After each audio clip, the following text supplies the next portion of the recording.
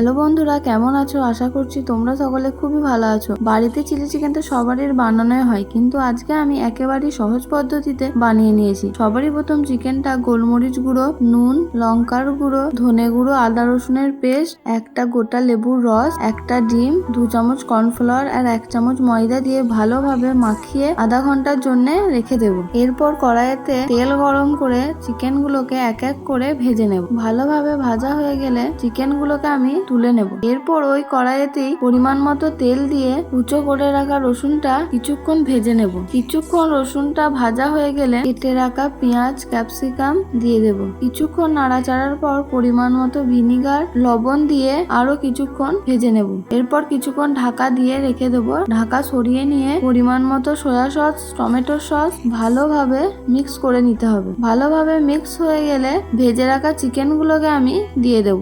এরপর চিকেন গুলোর সঙ্গে ভালোভাবে মশলাটা মিক্স করে নেব। ভালোভাবে মিক্স করা হয়ে গেলে একটা বাটিতে 1 চামচ কর্নফ্লাওয়ার আর কিছুটা পরিমাণে কাশ্মীরি লঙ্কার গুঁড়ো নিয়ে জল দিয়ে ভালোভাবে মিক্স করে নেব। ভালোভাবে মিক্স করা হয়ে গেলে এটা চিকেনের মধ্যে আমি দিয়ে দেব। এরপর ভালোভাবে মিক্স করে নেব। ভালোভাবে মিক্স হয়ে গেলে পরিমাণ মতো গরম জল দিয়ে দেব। ভালোভাবে কিছুক্ষণ কষিয়ে নেব। কিছুক্ষণ ফুটে গেলে পরিমাণ মতো চিনি আর কাঁচা লঙ্কা দিয়ে দিলে আমাদের এই চিলি চিকেনটা একেবারেই রেডি হয়ে যাবে। যদি রেসিপিটা ভালো লেগে থাকে লাইক, কমেন্ট, শেয়ার এবং চ্যানেলটিকে সাবস্ক্রাইব করে দেবেন।